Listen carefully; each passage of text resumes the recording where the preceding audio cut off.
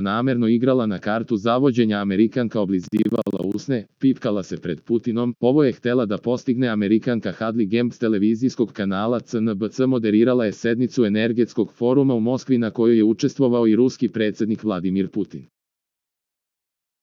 No njen voditeljski angažman žestoko je kritikovao ruski državni TV kanal, navodeći kako je Grembel namerno igrala na kartu zavođenja, kako bi odvratila Putinovu pažnju.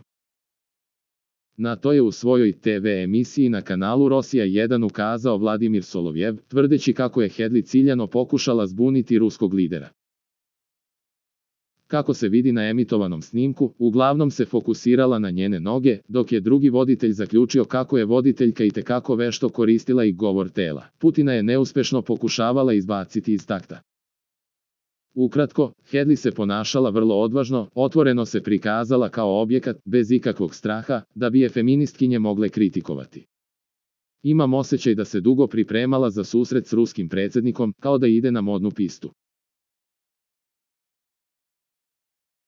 Skinula je nekoliko kilograma, utegnula se u malu crnu haljinu i raspustila kosu, a kako bi vizuelno produžila noge, obula je par Louboutin štikli s petom od 12 cm i sam dizajner Christian Louboutin svojevremeno je rekao da takve cipele moraju izgledati dobro na goloj ženi, jer joj daju tu uzvišenu dozu zavodljivosti, rekao je Solovjev. Osim toga, Hadley je pred Putina je došla bez čarapa, a i ruke su joj bile gole. Noge su joj bile namazane svetlucavim šljokičastim uljem, a šta je tek radila s tim nogama? Sve u svemu, ništa na njoj nije bilo prikladno za posao.